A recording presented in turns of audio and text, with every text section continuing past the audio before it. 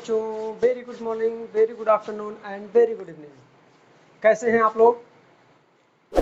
आज हम आपसे बात करेंगे फ्लोटिंग बॉडीज की। फ्लोटिंग बॉडीज क्या होती है? आइए देखिए। कोई भी चीज फ्लोटिंग बॉडीज, कोई भी ऑब्जेक्ट है और अगर वो फ्लोट कर रहा है, फ्लोट कर रहा है मतलब कि तैर रहा है। फ्लोट करना का मतलब क्या होगा? तैरना होगा। कि मतलब अगर वो तैर रहा है ऑब्जेक्ट, तो समझ लीजिए कि वो क्या कह रहा है? फ्लोटिंग बॉडीज है। और अगर वो तैर रहा है इसका मतलब उस पर कोई ना कोई फोर्स काम कर रहा होगा। बगैर फोर्स के तो वो आगे नहीं बढ़ेगा या फ्लोट नहीं करेगा। अब फ्लोट किस में करेगा? हो सकता है वो कोई भी फ्लूइड। फ्लूइड मीन्स आप क्या जानते हैं? फ्लूइड मीन्स आप क्या जानते हैं? किसे फ्लूइड कहते हैं? बोलिए। फ्लूइड मतलब होता है कोई भी तरीके का तरल। जैसे गैस है आपका, एक फ्लूइड है। लिक्विड है आपका, एक फ्लूइड है। मतलब गैस हो या लिक्विड हो, इनको हम कॉमनली क्या बोलते हैं? फ्लूइड बोलते हैं। वैसे हम जानते हैं कि जितने भी मटेरियल हैं वो 3 टाइप्स के होते हैं। पहला होता है आपका सॉलिड, दूसरा टाइप आपका होता है लिक्विड, और थर्ड टाइप आपका होता है गैस। यही है मतलब सॉलिड और लिक्विड और गैस, ये मटेरियल जितने भी हैं वो 3 टाइप्स के ही होते हैं। या तो वो सॉलिड में होगा, लिक्विड में होगा, गैस में होगा। लेकिन लिक्विड और गैस का जो एक कंबाइंड वर्ड यूज करते हैं उसे हम फ्लूइड कहते हैं। क्या कहते हैं? Fluid. Okay, by the way, my name is RP Pandey and your favourite channel is J Career Foundation. ये आप समझ रहे होंगे किस क्लास की बात हो रही है। अगर नहीं आप समझ रहे तो आप समझ लीजिए, ये क्लास 9th है और चैप्टर नंबर 4। चैप्टर का नाम क्या है? फ्लोटिंग बॉडीज, मतलब तैरने वाली वस्तुएं। ऐसे पिंड, ऐसे बॉडी की बात करेंगे जो क्या करते हैं? फ्लोट करते हैं। बात समझ में आ गई? तो ये क्लास 9th का फर्स्ट लेक्चर है फ्लोटिंग बॉडीज का, और चैप्टर नंबर 4 है। अगर आपने chapter number 1, 2, 3 motion, laws of motion और ग्रेविटेशन अगर आपने नहीं पढ़ा है तो आप जे कैरियर फाउंडेशन टाइप करें, उस पर आपको सारे के सारे वीडियोज प्लेलिस्ट में मिल जाएंगे। सबकी प्लेलिस्ट बनी है। 9th फिजिक्स की, 9th केमिस्ट्री की, 10th फिजिक्स की, 10th केमिस्ट्री है, और साथ में 11th की फिजिक्स है। ठीक है ना? प्लेलिस्ट में आपको सेपरेटली सारे वीडियोज आपको मिल जाएंगे। ठीक है ना? आइए अब हम बात करते हैं फ्लोटिंग बॉडीज। आखिर ये फ्लोट कैसे करते हैं? फ्लोट तो करते हैं, मैं ये जानता हूं कि जैसे आपने देखा होगा बलून।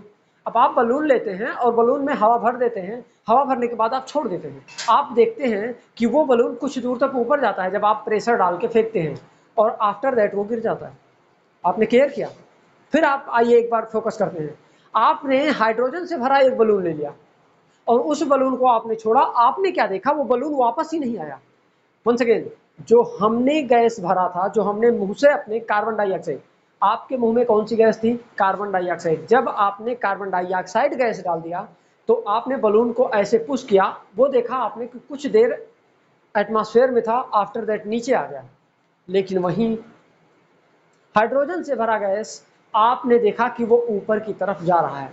मतलब वो क्या कर रहा है? रुक नहीं रहा है। इसका मतलब कुछ तो प्रॉब्लम है या कुछ डिफरेंस है किसमें? हमारे मुंह से भरी जाने वाली गैस यानी हाइड्रोजन गैस में, और किसमें? और आपके इस मुंह से भरे जाने वाले कार्बन डाइऑक्साइड गैस और आपके किसके? हाइड्रोजन गैस में कुछ तो अंतर है। इस अंतर को समझाएं। अंतर क्या है? देखिए, जो गैस आपकी आपने भरा आपने मुंह से, इसका मतलब जो आपने कार्बन डाइऑक्साइड गैस भरा, ये एक भारी गैस है। क्या है ये? एक भारी गैस है। और वहीं हीलियम है, ये हीलियम हो या हाइड्रोजन हो, ये गैस ही कैसी हैं? बहुत हल्की, लाइट गैसेस हैं।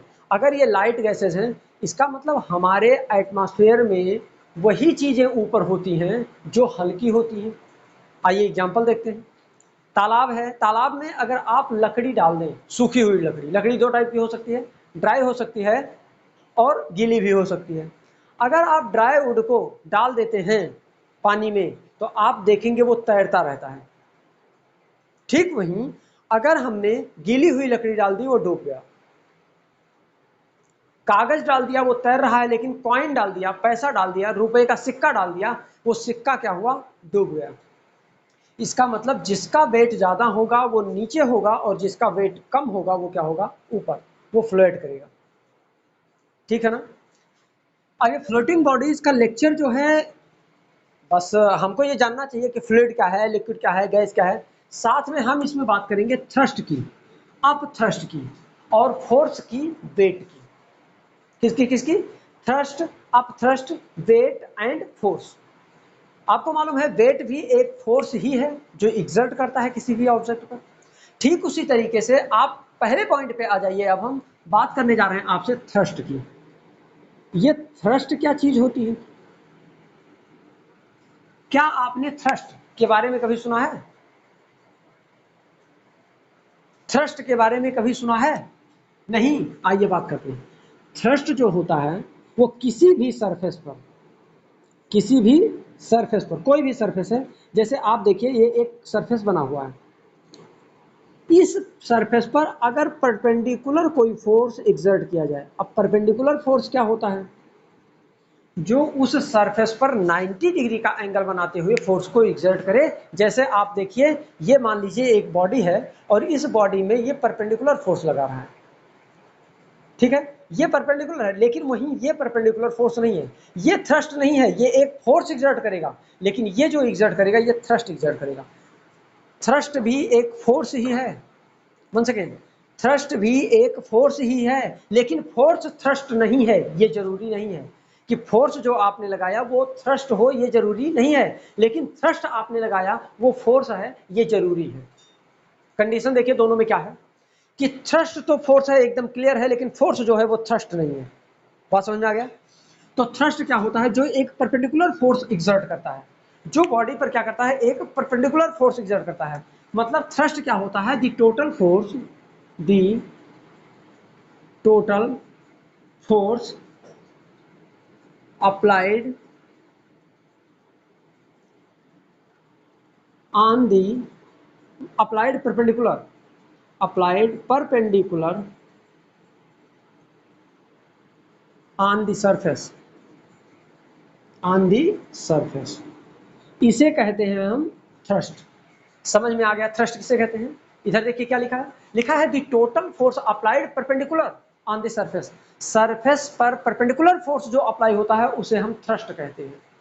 सरफेस पर परपेंडिकुलर फोर्स जो अप्लाई होता है उसे हम थ्रस्ट कहते हैं। नोट हो रहा है? बात समझ में आ रही है? नोट किया आपने? नोट करिए, नोट करिए फटाक से। अब हम आपसे बात करेंगे प्रेशर की। किसकी बात करेंगे? हो गया नोट? अब हम बात कर रहे हैं आपसे प्रेशर की। प्रेशर क्या चीज होता है? बोलिए, प्रेशर क्या चीज होता है? और एक चीज जान लीजिए, जो अभी आपने थ्रस्ट देखा, थ्रस्ट की यूनिट भी न्यूटन होती है। अभी मैंने बताया भी आपको कि जो थ्रस्ट होता है वो एक फोर्स होता है। थ्रस्ट एक फोर्स होता है, लेकिन फोर्स थ्रस्ट हो ये जरूरी नहीं है। इसका मतलब ये जो थ्रस्ट है उसकी यूनिट फोर्स न्यूटन ही होगी, क्योंकि ये फोर्स है। बस अंतर किस चीज का है? इन दोनों में डिफरेंस सिर्फ इतना सा है कि ये हमेशा परपेंडिकुलर अप्लाई होता है, और फोर्स आपका कैसे भी अप्लाई हो सकता है, लेकिन थ्रस्ट आपका सिर्फ परपेंडिकुलर अप्लाई होगा। बात समझ में आया? अब हम आपसे बात करते हैं प्रेशर की, कि प्रेशर क्या चीज होता है? प्रेशर मतलब force per unit area. The applied force per unit area is known as pressure. Pressure is represented by capital P, force per unit area. Force per unit area मतलब आप देखिए एक क्या मिल गया आपको फार्मूला, जिसका नाम है फोर्स पर यूनिट एरिया। मतलब एक यूनिट एरिया में एकांक क्षेत्रफल में लगाए गए बल का जो अनुपात होता है उसी को हम दाब कहते हैं। प्रेशर मीन्स क्या होता है? दाब। दाब किसे कहते हैं? एकांक क्षेत्रफल पर लगाए गए बल को हम दाब कहते हैं। एकांक क्षेत्रफल में लगाए गए बल को हम दाब कहते हैं। मतलब मैं कह सकता हूं कि जो प्रेशर होता है P से रिप्रेजेंट किया जाता है, फोर्स पर यूनिट एरिया होता है। फोर्स पर यूनिट एरिया होता है। साथ में ही अगर हम इसका डेफिनेशन लिखना चाहें तो आप लिख सकते हैं pressure is the force per unit area,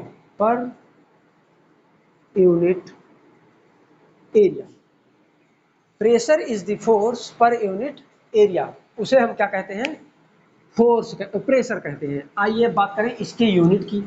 इसका एक्चुअल में जो यूनिट हम यूज करते हैं अप्रॉक्सीमेटली पास्कल यूज करते हैं।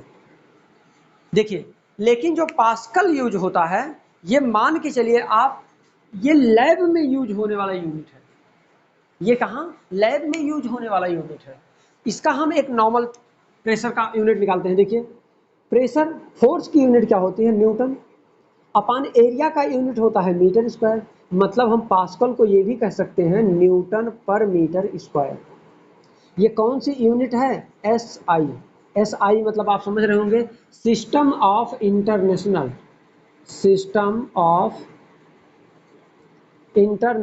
Unit, system of international unit, इसी को हम क्या कहते हैं, SI यूनिट कहते हैं। SI यूनिट क्या है, पास्कल है, या फिर आप ये कह सकते हैं कि न्यूटन पर मीटर स्क्वायर। किसकी यूनिट है, प्रेशर की यूनिट है। किसकी यूनिट है, प्रेशर की यूनिट है। अब प्रेशर लगता कहाँ ज़्यादा है, कहाँ कम लगता है, इस पर देखिए आइए चर्चा करें। एक अपना दिमाग लगाइए कि अगर एरिया को इंक्रीज कर दें, एक बार देखिए, अगर एरिया को मैं इंक्रीज कर दूं तो प्रेशर क्या होगा, घट जाएगा। अगर एरिया को इंक्रीज कर दूंगा तो प्रेशर घट जाएगा। अगर एरिया को डिक्रीज कर दूंगा तो प्रेशर बढ़ जाएगा। एग्जाम्पल बोलूं, एग्जाम्पल से समझिए।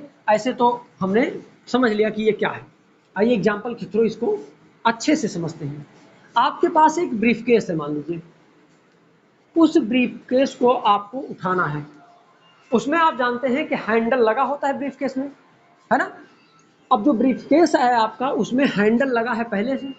आइए देखते हैं, ये आपका ब्रीफकेस है या कोई भी चीज़ है। ब्रीफकेस तो मैं बना नहीं पा रहा हूं, पर मैं ब्रीफकेस समझाता हूं। एक आपका ब्रीफकेस है। अब आपका जो ये ब्रीफकेस है, इस ब्रीफकेस में हैंडल लगा है। कभी इस चीज़ को केयर करना, आपके ब्रीफकेस का जो हैंडल होता है, आपके ब्रीफकेस का जो हैंडल होता है, ये हैंडल क्या होता है, मोटा सा होता है। ये देखिए ऐसा होता है, और जबकि इसमें कुछ स्पंज भी लगा होता है। ये आपका ब्रीफकेस है, थोड़ा वेटेज है, इसका थोड़ा वेट है। अब ये वेट है इसका मतलब इस वेट का जो, आप जब इस वेट को उठाएंगे अपने हाथ से तो क्या होगा, ये इस पर फोर्स ज़्यादा अप्लाई होगा। बात समझिए, आपके बॉडी पर जो फोर्स अप्लाई होगा वो ज़्यादा होगा। एरिया इसकी बढ़ी हुई है, इसका मतलब आपके हाथ में जो, आपका हाथ जो फोर्स अप्लाई करेगा वो ज़्यादा होगा, लेकिन प्रेशर जो अप्लाई होगा वो कम होगा। क्यों, क्योंकि इसकी एरिया ज़्यादा है।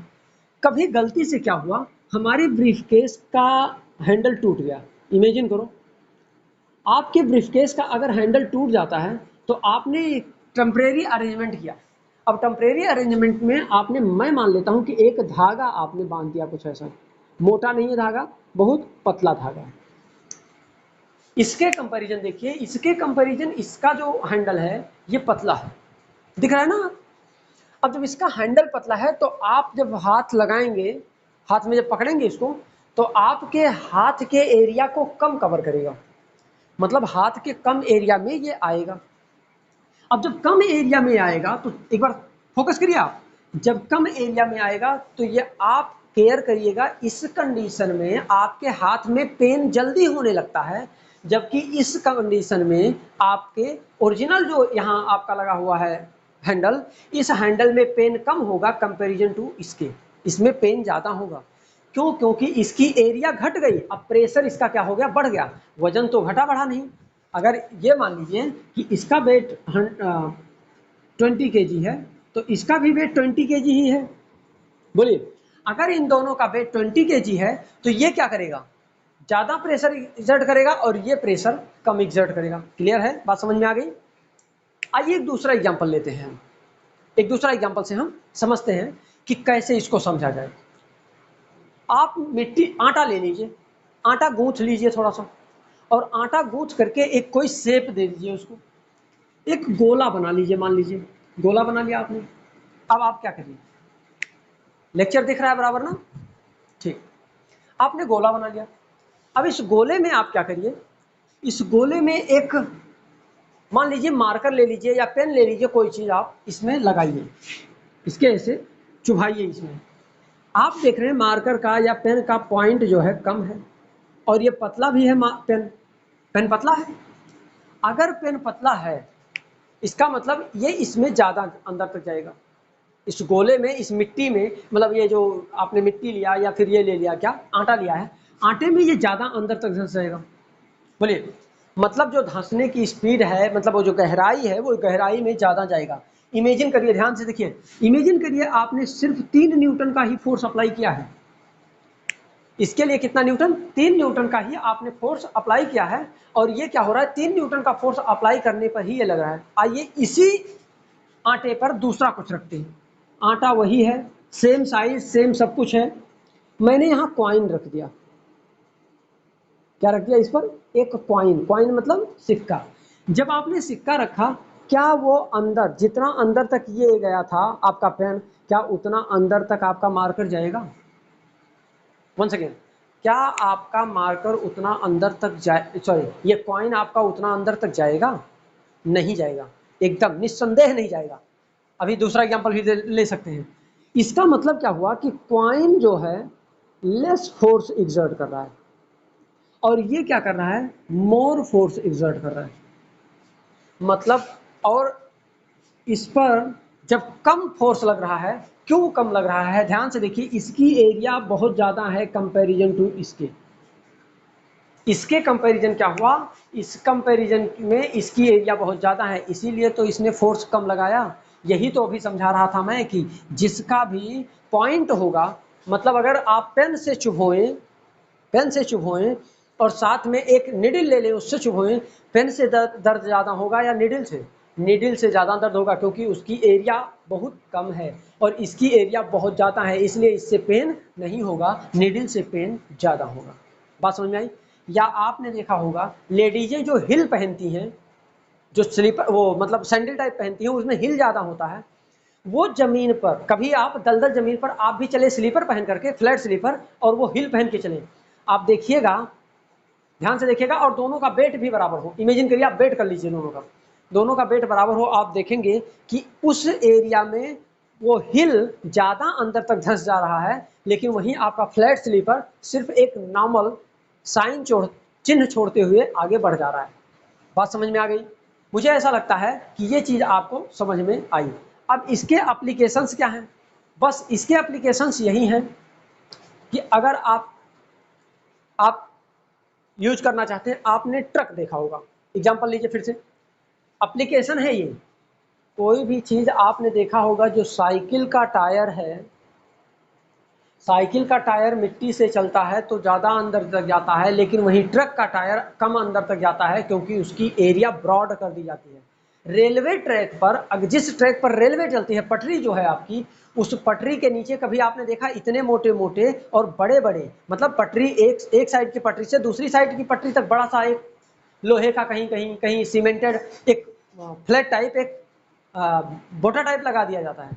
आपने क्या देखा, उसकी एरिया चौड़ी क्यों की गई, जिससे वो बैठे ना। अगर ट्रेन को सिर्फ पत्थर बिछा के रोड पर, जो आपका ट्रैक है, और उसमें वो लगाया ना जाए, सिर्फ वही आयरन का रॉड लगा दिया जाए, वो आपकी ट्रेन 1 मीटर भी आगे नहीं बढ़ेगी। क्यों? कि एक तो वेटेज है ट्रेन, उसके बाद लेकर के वो क्या हो जाएगी, धंस जाएगी। क्या हो जाएगी, लेकर के धंस जाएगी। आपके बैग की जो स्ट्रिप होती है, पट्टी देखिए जो आप टांगते हैं, वो मोटी होती है। जिसकी स्ट्रिप मोटी होती है वो कम दर्द होता है, जिसकी स्ट्रिप पतली होती है वो ज़्यादा दर्द होता है। ये सब चीज़ें क्या हैं, एप्लीकेशंस हैं। साथ में देखिए एक एग्जांपल और, चाकू ले लीजिए, 2 टाइप का चाकू लीजिए, एक शार्प चाकू लीजिए, शार्प नाइफ लीजिए, एक दूसरा ब्लंट नाइफ लीजिए। ब्लंट मतलब जिसकी धार मोटी हो, उसको चाकू ले लीजिए। एक चाकू लीजिए खूब चिकना, मतलब खूब शार्प हो, खूब पतला हो। अब आप पतले से काटिए, सेब को जल्दी कटेगा या फिर इससे कटेगा? पतले से कटेगा, क्योंकि उस पर प्रेशर ज़्यादा काम करेगा और इस पर प्रेशर कम काम करेगा। बात समझ में आई? क्लियर हुआ इतनी चीज़ें? अब हम फिर से आपसे बात करते हैं किस पॉइंट पर, हम चर्चा करते हैं कि अगर कोई थ्रस्ट या प्रेशर है तो क्या होगा, कैसे होगा। एक एग्जाम्पल के थ्रू हम समझाते हैं। किसके थ्रू? एक एग्जाम्पल के थ्रू हम आपको समझाते हैं कि कैसे है, या फिर एक क्वेश्चन ले लेते हैं, उसको ले करके हम समझाते हैं आपको कि आखिर ये है क्या चीज। ठीक है ना। मान लेता हूं मैं कि कोई बॉडी है जो क्या कर रही है, 5 kg का है। कोई बॉडी क्या है, चलिए अच्छा एक एग्जाम्पल दूसरी दो। एक टेबल है आपका, एक टेबल है और इस टेबल पर आपने इस टेबल पर आपने 5 kg का कोई वेट रख दिया। इसका मास कितना है, 5 kg। अगर 5 kg इसका मास है, आपने इसको रख दिया। और देखिए ये जो ऑब्जेक्ट रखा गया है, मान लीजिए वो 2 सेंटीमीटर और 2 सेंटीमीटर का एक स्क्वायर टाइप का एक ऑब्जेक्ट है। अब ध्यान से देखिएगा, ये 5 kg का है, रखा हुआ है। आपसे पूछ रहा है क्वेश्चन, सपोज दैट पूछ रहा है कि थ्रस्ट कितना अप्लाई करेगा, ये फाइंड करिए। पहला क्वेश्चन। दो क्वेश्चन इसमें बन सकता है। और दूसरा पूछ सकता है आपसे कि ये कितना प्रेशर एक्सर्ट करेगा, ये भी बताइए। मतलब सरफेस पर ये कितना प्रेशर लगाएगा, ये भी बताइए। और ये थ्रस्ट कितना लगाएगा, आइए ये भी बताइए। अच्छा, थ्रस्ट यहाँ क्या होगा, यहाँ जो थ्रस्ट होगा वो वेट के बराबर होगा, क्योंकि परपेंडिकुलर वही लगेगा। और वेट इक्वल टू क्या होता है, हम जानते हैं W इक्वल टू क्या होता है, mg। मास कितना है, 5 kg। g की वैल्यू 10 ले लीजिए, 10 ले लीजिए। अगर आप 10 ले लेंगे तो क्या हो जाएगा, 50 kg मीटर पर सेकेंड स्क्वायर, kg मीटर पर सेकेंड स्क्वायर।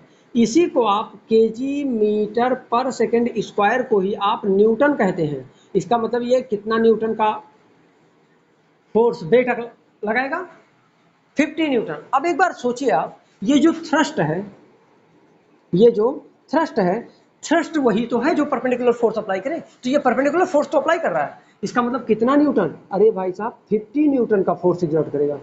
क्या करेगा, 50 न्यूटन का फोर्स एक्सर्ट करेगा। अब आता है दूसरा बात मेरा प्रेशर का। प्रेशर भी देख लेते हैं। प्रेशर इक्वल टू होता है, अभी आपने कहा था, फोर्स अपॉन एरिया। फोर्स मतलब यही थ्रस्ट लगा दीजिए ना, थ्रस्ट मतलब 50 अपॉन एरिया कितना है। अब पहले एरिया इसका निकालना चाहिए। इसका जो इज है वो एज इसका दिया है 2 सेंटीमीटर, 2 सेंटीमीटर। अच्छा ये स्क्वायर है तो साइड स्क्वायर हो जाएगा। साइड स्क्वायर मतलब 2 सेंटीमीटर का स्क्वायर हो जाएगा, 2 सेंटीमीटर का स्क्वायर। इसका मतलब हो जाएगा 4 सेंटीमीटर स्क्वायर। ध्यान से देखिए, ये जो एसआई यूनिट होती है वो सेंटीमीटर जो है सीजीएस यूनिट है, ना कि एसआई है। इसका मतलब हमको चाहिए क्या, एसआई यूनिट। सेंटीमीटर को मीटर में कन्वर्ट करना पड़ेगा। ध्यान से देखिए, इसका मतलब हम मीटर में बदलने के लिए इस सेंटीमीटर स्क्वायर को 4 इंटू 1/100 से, या 1/10 का, हाँ 1/100 के स्क्वायर से डिवाइड कर दें। इसका मतलब 4 into 10 to the power 2 to 4 -4 हो जाएगा। इसका मतलब अगर मैं बोलूं तो इसका एरिया कितना है, इतना है। समझ में आ गया। अब ये अगर इतना एरिया है, आइए अब हम प्रेशर निकालते हैं। फोर्स अपॉन एरिया क्या लिख सकते हैं, 4 इंटू 10 टू द पावर -4।